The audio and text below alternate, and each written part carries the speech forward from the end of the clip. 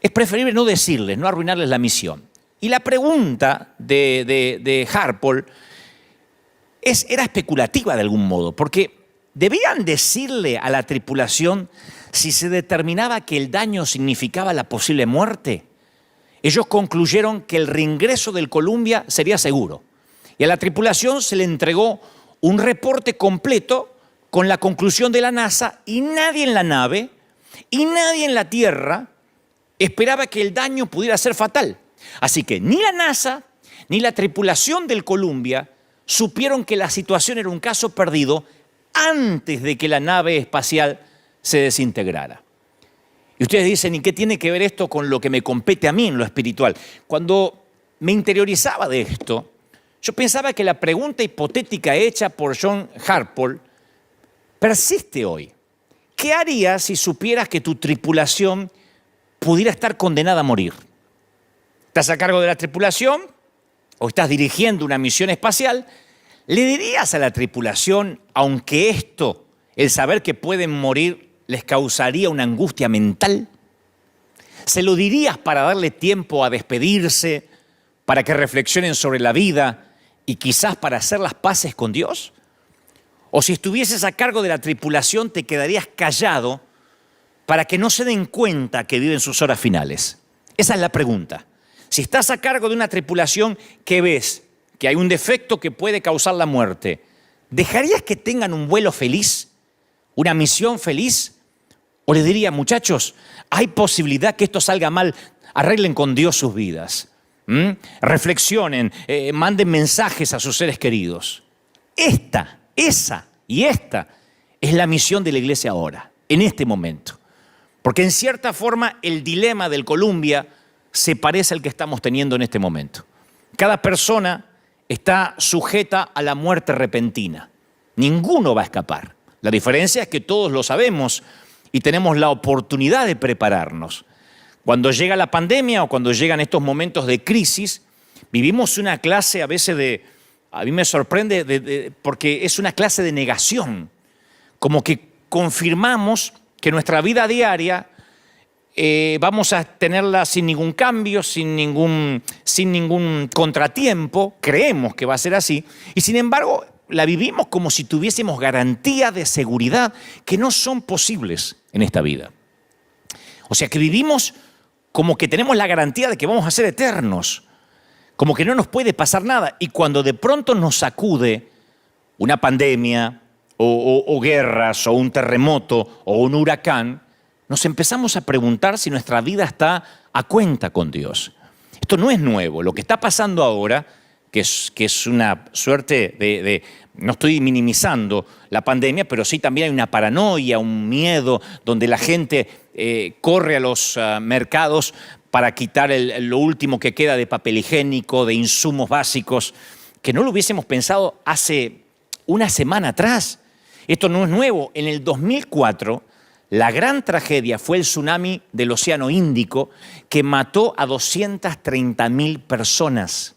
230.000. A mí me cuesta asimilar esa cantidad. En el 2005 tuvimos el huracán Katrina.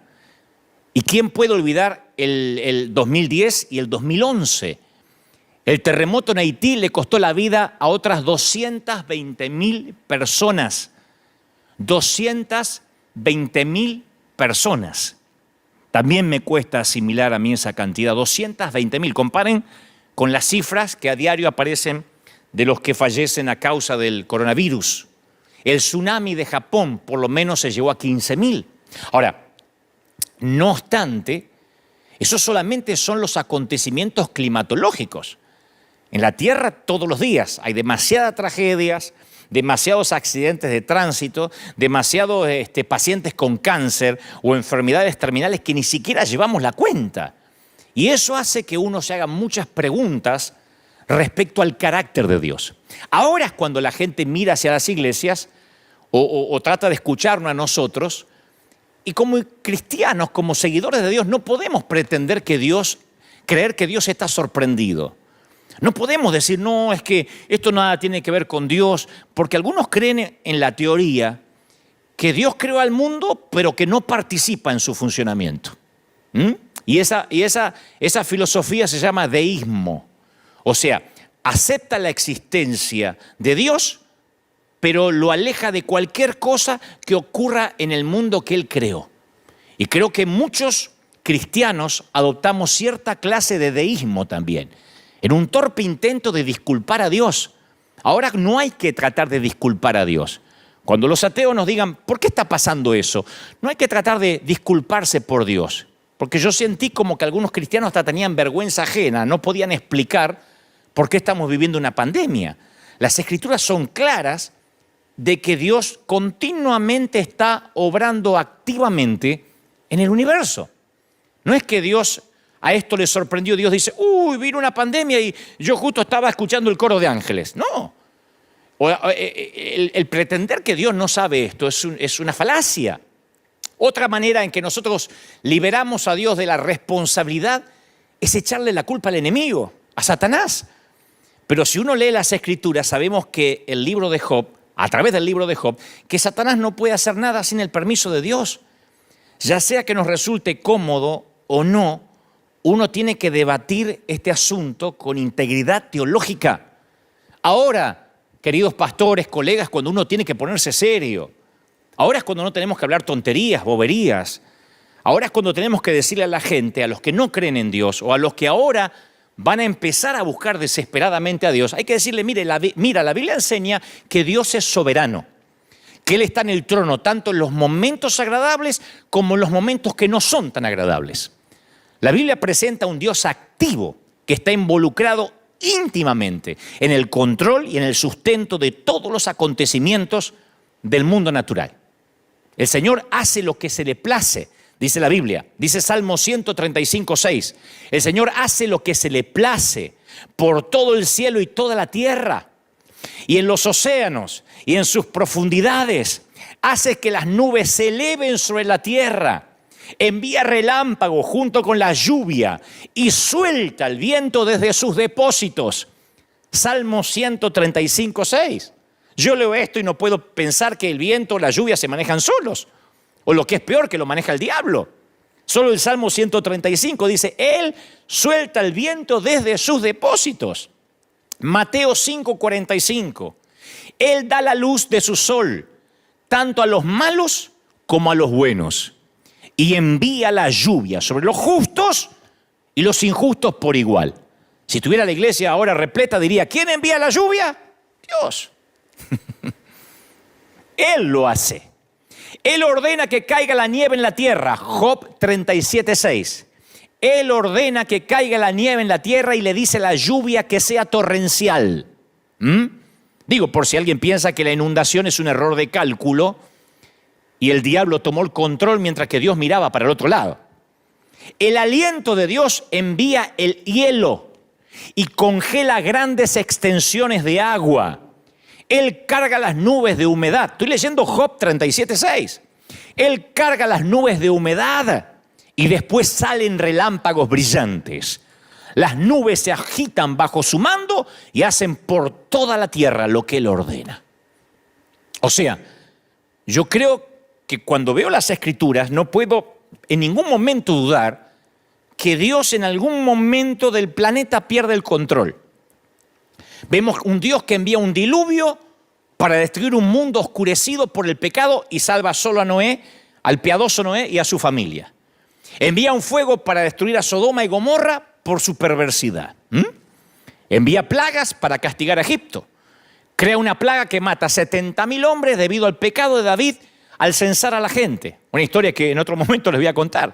Envía una tormenta para atraer la atención de Jonás y llevarlo al arrepentimiento. Entonces, cuando uno ve ese Dios, uno piensa, a ver, desde Malaquías a San Mateo, ¿será que Dios se ayornó? ¿Se ablandó? No estoy diciendo que era un Dios malo, explicaré eso en momentos, ni que Dios sea malo hoy. Quiero que entendamos que cuando pasan estas cosas, los predicadores no tenemos que salir a tratar de disculpar a Dios. Ayer veía un programa de televisión de alguien que decía, bueno, esto no tiene que ver con Dios. Entonces, ¿con quién tiene que ver? ¿Con Trump? ¿De verdad? ¿Con Maduro? ¿Con los políticos que nos tocó en desgracia en algunos países de América Latina? ¿Con quién tiene que ver? primero uno tiene que concientizarse por qué está pasando eso, si no, no vamos a encontrar la solución. En Amós 4 hay un episodio bíblico extenso que describe cómo Dios trata con la desobediencia de los pueblos. Así que si alguna vez yo creo que en algún momento nos vemos tentados a separar a Dios de lo que ocurre en la tierra, pensamos, no, Dios lo creó y después se olvidó que hizo una tierra. Este pasaje de Amós 4, este pasaje, le voy a leer la versión de la Biblia de las Américas, es como que nos para en seco. Miren, o escuchen. Yo también os he dado, estoy leyendo Amós 4:6. Esto es Biblia pura, señores. Yo también os he dado dientes limpios en todas vuestras ciudades y falta de pan en vuestros lugares, pero no os habéis vuelto a mí, declara el Señor. Yo retuve la lluvia cuando faltaban 3 meses para la cosecha. Hice llover sobre una ciudad y sobre otra ciudad no hice llover. Sobre una parte llovía y la parte donde no llovía se secó junto con la cosecha. No aparece el diablo en esto, ¿no? Está hablando el Señor. Así que de 2 o 3 ciudades iban tambaleándose a otra ciudad para beber agua y no se saciaban, pero no os habéis vuelto a mí, declara el Señor. Os herí con viento abrasador y la oruga ha devorado vuestros muchos huertos y viñedos, vuestras higueras y vuestros olivos, pero no os habéis vuelto a mí, declara el Señor. Envié contra vosotros una plaga, como la plaga de Egipto. Maté a espada a vuestros jóvenes junto a vuestros caballos capturados e hice subir hasta vuestras narices el hedor de vuestro campamento, pero no os vuelto a mí, declara el Señor. No os habéis vuelto a mí. Os destruí como a Sodoma y Gomorra y fuisteis como tizón arrebatado de la hoguera, pero no habéis vuelto a mí. Yo no estoy repitiendo esto, lo dicen las Escrituras tal cual. Declara el Señor, por tanto, prepárate para venir al encuentro de tu Dios. Este es el Señor. Digo, para poner en claro, yo no sé si esto es muy alentador, que cuando estas cosas pasan, no podemos mirar para otra parte, los que predicamos, los que estamos en los negocios del reino, negocios en el mejor sentido de la palabra, aludiendo a las palabras de Jesús cuando era niño, diciendo, los negocios de mi Padre me es necesario estar. No podemos decir, esto no tiene nada que ver con la iglesia, esto es algo inesperado, porque yo vi que muchos ministros se han quedado callados y no han sabido qué responder, porque tal vez quiero pretender de que olvidaron de que el Señor está al control de todo. La pregunta es, entonces Dios es bueno, esa es la pregunta, ¿Dios sigue siendo bueno? La pregunta ¿es bueno Dios cuando el resultado no lo es? Porque nosotros nos congregamos en iglesias donde cuando alguien se recupera del cáncer decimos, Dios es bueno, hermano, me sané de cáncer, amén, Dios es bueno, ¿no? Un aumento de salario decimos, Dios es bueno. Aplicamos para la universidad, nos aceptaron, decimos, Dios es bueno. Ahora, decimos Dios es bueno cuando las circunstancias son diferentes. En el cementerio, o en la maternidad, en el panteón o en la nursery, en la fila para conseguir empleo o en la fila del mercado para comprar de todo, en días de recesión como en días de provisión. Dios es bueno en días de salud y en días de pandemia. Lo diré otra vez, Dios es bueno en días de recesión y en días de abundancia, en días de tierra fructificada, en días de salud y en días de pandemia. Porque a veces sentimos, y esto creo que tiene que ver, esto es una autocrítica a los que predicamos, le hacemos creer a la gente que Dios tiene una suerte de trato unilateral. Unilateral porque Dios no lo firmó, lo firmamos nosotros solos. Es una metáfora, ¿no es cierto? A veces uno viene al camino del Señor y la mayoría creemos que tenemos un acuerdo contractual con Dios. ¿no? Nos hacen creer eso, le hacemos a veces inconscientemente creer eso a la gente. Promete ser una persona decente, promete ser bueno, traer tus diezmos y entonces Dios salvará a tu hijo, sanará a tu esposa, cuidará tu trabajo. Pero ese siempre fue el evangelio del multinivel, porque el Señor también dijo, en el mundo tendréis aflicción. Entonces cuando uno le dice, pase al altar para que la vida te vaya bien, la vida de este lado de la eternidad, ahora que hay una pandemia, ese evangelio se desmorona. Ahora es cuando muchos que predican empoderamiento no saben qué decir. Porque la gente dice, usted me vendió un multinivel, esto era como un shampoo Ceramidas. Esto era como un multinivel donde yo venía y cada vez estaba más alto en la pirámide. Ese es el evangelio del multinivel que ahora enmudece a algunos mensajeros. Aquí todos los domingos, y los que me siguen domingo a domingo saben que yo digo siempre, la iglesia se trata de gente rota, de gente con problemas, de gente que no necesariamente sube todos los días de nivel, sí, espiritualmente, pero a veces las cosas no van bien. Porque a veces Dios no satisface nuestras expectativas y quedamos girando en un torbellino de preguntas, de dudas. Y ahí es cuando llegan los clientes, entre comillas, a reclamar las garantías de lo que compraron, ¿no? Y yo quiero que sepas bien esto, Dios no ha hecho tratos con nadie. Dios envió a su Hijo para darnos vida eterna y después prometió que es muy probable que aquí tengas aflicción, que vas a escuchar de guerra, de rumores de guerra, de pestilencia. Sí, hay promesas de que ninguna plaga tocará tu morada, pero a mí me toca orar por sanidad, gente que se sana en el nombre del Señor y también sepultar a otra gente piadosa. En la iglesia tenemos testimonios de gente que ha venido en silla de ruedas y ha caminado y otros que siguen confinados a un bastón, a una silla de ruedas. Y yo no puedo ser tan torpe de pensar que a unos Dios los ama y a otros no. O decir, a este le funcionó el multinivel y a este no le funcionó. Aquí es cuando ese evangelio de naipes se desmorona. Porque claro, encendemos CNN, las noticias, y todo el mundo nos dice que cada vez está peor, que la curva de peligro cada vez sube, que si todo el mundo se enferma va a haber 6 o 7 enfermos por cada cama de hospital y la iglesia se queda sin respuesta, pero no toda la iglesia. Se queda sin respuesta la iglesia del multinivel, la iglesia que le dice a la gente, usted no va a tener problemas ni se va a enfermar, porque Dios no permite las enfermedades, pero Dios, voy a las Escrituras y me dice que sí, a veces es la forma en que Dios llama la atención. Cuando los demonios rogaron a Jesús que los enviara a un hato de puercos, ¿se acuerdan del endemoniado gadareno? Él les dio permiso, dice Mateo 5:12. Él les dio permiso. O sea que Dios da permiso para que sucedan determinadas cosas. Él permite que la tierra se seque y que los tallos a veces crezcan desnudos. Lo leímos recién en Amós. Él le permite al enemigo que se desate el caos en ciertas ocasiones, pero no permite que triunfe. No permite que triunfe. Estas son terribles calamidades, productos de un planeta Tierra caído. Y por el contrario, cada mensaje en la Biblia, en especial la historia de José, ustedes deben recordar José que fue vendido por sus hermanos y que llega a Egipto y luego le dice a sus hermanos, miren, todo lo que ustedes hicieron, Dios lo transformó, lo trastornó para bien. Cuando uno ve la historia de José, nos lleva a creer que Dios mezcla algunos ingredientes y de alguna forma saca algo bueno de todos esos ingredientes. Ese fue el mensaje de Jesús.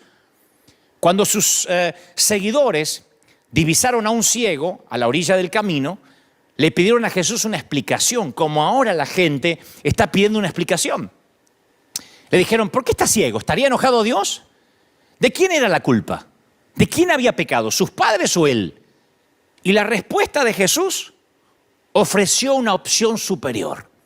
Él dijo, el hombre quedó ciego para que las obras de Dios se manifiesten en él. Juan 9:3. Para que las obras de Dios se manifiesten en él. No pecó ni este ni los padres. Lo que está ocurriendo es para que Dios manifieste su poder.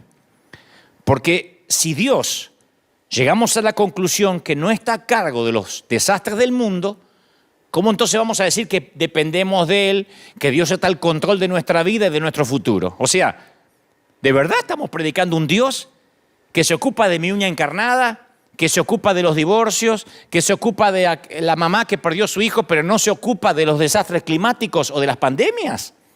O Dios está involucrado en todas las funciones del mundo o no está involucrado en ninguna. Pero no es un Dios que algunas cosas se le escapan y otras cosas sí las tiene en cuenta. Tampoco es verdad que yo sé que hay gente que dice, bueno, pero a lo mejor esto es el otro día escuché que alguien dijo, a lo mejor esto tiene que ver con una represalia de Dios contra alguien. Porque ahora es cuando surgen las teorías conspirativas, ¿no? Yo escuchaba estos días, no, que esto es un virus, que me parece que lo hicieron en un laboratorio y lo soltaron. No nos consta, siempre han surgido estas conspiraciones, no nos consta. Nadie tiene pruebas para decir eso. Sea eso, haya nacido en China, comiendo animales salvajes, siempre surgen las teorías conspirativas. Pero a mí lo que más me llama la atención en nuestro ámbito de los que creemos en Dios son los profetas con el periódico de ayer. Porque el profeta con el periódico de ayer pasó esto y por eso doy esta profecía hoy. Cualquiera es profeta con el diario de ayer. Entonces, no es cierto decir que cada desastre particular es un juicio porque alguien metió la pata. Después del 9/11, después del 11 de septiembre, algunas personas decían que el desastre había sido juicio de Dios sobre los Estados Unidos por culpa de sus políticas. Porque siempre cuando uno encuentra un culpable es como que nos da un alivio a todos. Hay gente que piensa que lo que sucede es culpa de algo que se cometió en el contexto inmediato del desastre. Y en el Evangelio de Lucas, Jesús advirtió sobre estos profetas con el periódico de ayer. Resulta que Pilato había asesinado a unos galileos, sumado a que otros habían muerto cuando una torre se derrumbó en Siloé.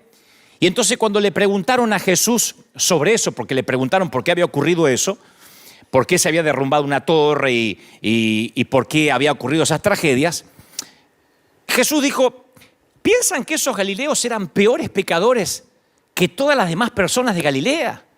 Y que por eso sufrieron. De ninguna manera. Ustedes también van a perecer a menos que se arrepientan de sus pecados y vuelvan a Dios. Eso me fascina. Porque el Señor dice, ¿creen que esos 18 que murieron cuando la torre de Siloé se les cayó encima eran peores pecadores que el resto de los que sobrevivieron en Jerusalén? No. A menos que ustedes se arrepientan, también van a perecer. La historia está en Lucas 13:2. Se había caído una torre y dijeron, murieron porque estaban en pecado. No. ¿Murieron las víctimas porque eran más pecadoras que las sobrevivientes? No. Todos vamos a morir si no nos arrepentimos. En otras palabras, el mayor desastre natural de todos ocurrió en el huerto del Edén. Esto es el daño colateral. El mayor desastre, la pandemia, comenzó en el huerto del Edén. Por eso yo titulé este mensaje Pandemia, el daño colateral. Porque la caída nos hizo a todos víctimas. Aquí en River casi todos tienen algo en común. Hoy no están, pero están en sus hogares, ahí frente a la tele. Aquí nos hermana, no quiero decir nos unifica porque suena a uniformidad, pero nos aúna, que todos hemos llegado a Cristo a través de alguna experiencia difícil. Todos llegaron rotos de alguna manera. No hay aquí gente que dice, la verdad que yo no necesitaba al Señor, pero vine a ver qué onda. Por lo menos River. Este es un sitio de gente rota. Frecuentemente por la pérdida de un ser amado, por un divorcio, por la pérdida del trabajo, por abusos en la niñez. Y todos coinciden que Dios se valió de esa dificultad y de esos desastres para atraerles la atención hacia Él. Entonces, yo sé que las crisis podrían alejar a mucha gente de Dios, pero en la mayoría tiene un efecto contrario. Los lleva a los brazos de Jesús. Yo quiero que me escuchen los que están en cualquier parte del mundo, aún los que están en Italia, que son uno de los países más, en este momento, más afectados por esto que nos compete a todos. Estas cosas, mis queridos, ayudan a toda la humanidad a diferenciar lo temporal de lo permanente. La pandemia comenzó en el huerto del Edén. Esto es el daño colateral. Esto nos recuerda que el mañana es incierto y que hoy es el día de la salvación. No mañana, no después del bautismo, no después de que vengas a las células, no después del curso de membresía. Porque siempre nosotros le estamos agregando algo, como los judíos querían hacer. Bueno, la cruz y también la circuncisión. Bueno, la cruz y también aprenderse las leyes judías. No, esto es salvación ya. Esto reordena nuestras prioridades. Al principio yo me choqué como todo el mundo cuando veía las noticias. Y después el Espíritu Santo empieza a mostrarme de que de alguna forma esto atrae a la gente a Dios.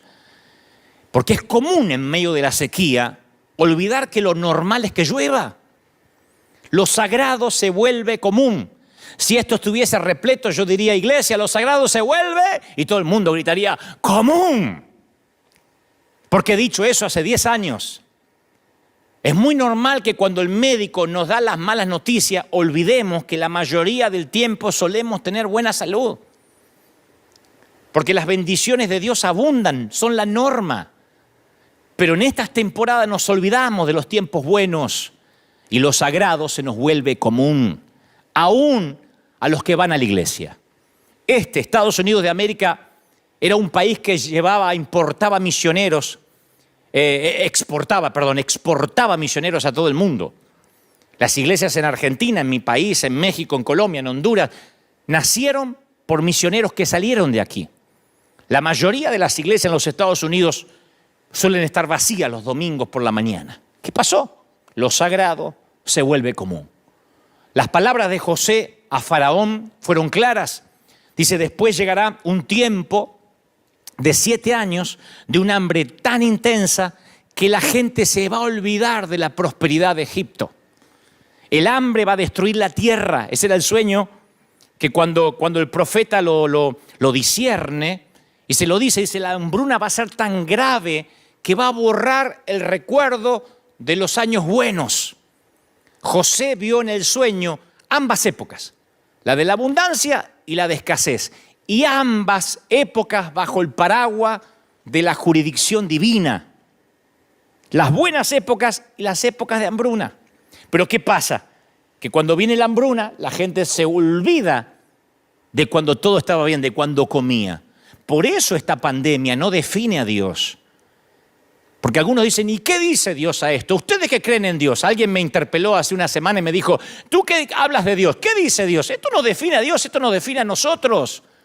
Porque cuando vienen los desastres, Dios no está siendo puesto a prueba. Nosotros estamos siendo puestos a prueba. Cuando ocurren estas cosas, no podemos pensar que las muertes masivas pueden desacreditar a Dios más de lo que pudiera hacerlo una sola muerte. Sabemos quién trajo la muerte al mundo y no fue Dios. La muerte, la pandemia comenzó en el huerto del Edén, no comenzó en China. La pandemia no comenzó con un murciélago, comenzó con un hombre. La pandemia no es un murciélago, no comenzó con un ratón. La pandemia comenzó con Adán, con Eva. Así que voy a decir esto de la manera más directa, pero tal vez suene sórdida, pero no tengo otra manera de decirlo. Hay que recordar que cada una de las personas que murió en el terremoto de Haití también iban a morir eventualmente. Todos los que están siendo infectados por el coronavirus, no queremos que sean infectados, oramos para que pronto descubran el antídoto, pero no nos olvidemos que también morirán eventualmente aunque no estén infectados. El hecho que las muertes sean inesperadas y sean simultáneas nos impactan más. Pero yo escuché a un periodista anoche decir, nunca voy a creer en un Dios que permita que a sus criaturas les pasen cosas tan terribles. Y como piensa ese periodista, lo que me aterra no es que lo piense el periodista, que me consta que es ateo, sino que me aterra que esto lo piensen algunos cristianos. Me aterra que haya gente que venga los domingos a la iglesia que cree que Dios es un Dios tipo padre helicóptero, que sobrevuela justo arriba de nosotros a tiempo y nos rescata. Me preocupa que haya gente que crea en un Dios que nos aísla de toda situación desagradable, como un padre sobreprotector, un Dios aséptico. Hay un montón de gente que cree en un Dios que le garantice protección, seguridad, felicidad, que los libre de tragedia y dolor. Eso es un seguro médico, un multinivel, pero no es Dios. Porque si uno no dice esto, cuando la gente después, a mí como pastor me viene y me dice, ¿sabe? Tuve que enterrar a mi padre. Tuve que sufrir la tragedia de un hijo. gente con leucemia, con cáncer. Yo creo que Dios sana, claro que sí, y oro siempre por sanidad. Pero yo sé que eventualmente todos vamos a morir y por eso tenemos que tener nuestra vida a cuenta con Dios. Hay mucha gente que ahora se acuerda de Dios, la misma gente que pregunta ¿dónde está Dios? En una pandemia se rehúsa a adorarlo y honrarlo cuando vienen años de paz y de calma. Los mismos que dicen ¿dónde está Dios? Y se desesperan por llevarse todo el papel higiénico, que nunca lo voy a entender por qué se llevan el papel higiénico de los mercados, son los que no adoran a Dios cuando no hay virus. Son los que cuando hay un Super Bowl, lo primero que hacen es faltar a la iglesia. Son los que cuando juega el Chivas y el América, la iglesia no importa. Son los que cuando hay un mundial y juega su equipo, no importa 3 cuernos leer la Biblia o la iglesia. Son los que ahora dicen, ¿dónde está Dios? ¿Dónde está el papá helicóptero?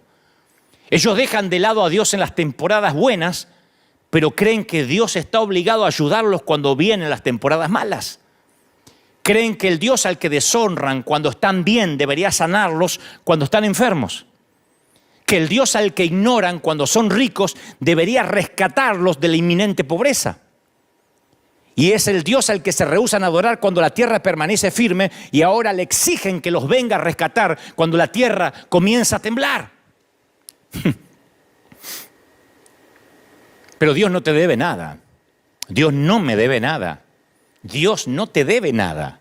No me debe nada. Dios no es deudor de nadie. Antes de que acusemos a Dios por su despreocupación, hay que agradecerle por los tiempos que nos cuidó. Siempre le digo a la iglesia, la salud, el tener pulmones. Si desayunaste esta mañana, si esta mañana desayunaste, tiene mucho más que mucha gran parte de la humanidad. Ni te digo si además tienes planificado almorzar. Y si puedes darte una ducha diaria, no sabes lo que tienes. Y no hay que irse a Uganda, a Somalia, hay que pensar nada más en nuestros hermanos de Venezuela o en algunos hermanos de Cuba. Si tienes pulmones, si pudiste ahora levantarte y tienes un sillón o una silla donde ver este mensaje, tienes mucho más que muchos que hoy no tendrán donde sentarse ni donde dormir. Siempre estamos rodeados de bendiciones inmerecidas. Dios nos bendice hasta con su silencio. Y cuando de pronto ocurren estas cosas, ¿dónde está Dios? Es el mismo Dios que pedimos y exigimos que nos rescate y que no nos acordamos nunca. Por eso esto va a hacer que las naciones se vuelvan a Dios. Cuando el fútbol se acaba, cuando la liga se suspende, cuando la Champions League tienen que detener los partidos, cuando no hay boxeo, cuando no hay NBA, cuando viene la crisis, la gente no le queda otra que levantar los ojos al cielo. Todo empieza a cobrar sentido. Cuando las crisis ocurren, a veces nos creemos tentados a creer que los propósitos de Dios se han frustrado. Bueno, esta vez le salió mal a Dios, como si fuera el Barça y el Real Madrid. A veces gana Dios y a veces gana el diablo. No. Dice el Señor, yo soy tu Dios, yo soy Dios y no hay como yo. Yo puedo predecir el futuro antes que suceda. Todos mis planes se cumplirán. Yo hago lo que deseo, dice Isaías 46:9. Entonces nuestra visión es demasiado limitada para percibir cualquier significado final de esto ahora. Sería una utopía que yo dijera, les voy a dar el significado porque esto ocurre. No, yo puedo decir como Pablo, todas las cosas ayudan, cooperan para el bien de aquellos que lo aman y son llamados según su propósito. Romanos 8:28.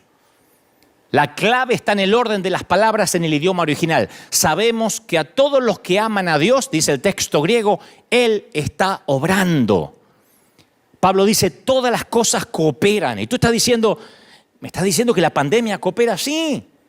En la expresión de la palabra griega se transmite o se traduce como sumergeo, de la que sale la palabra sinergia.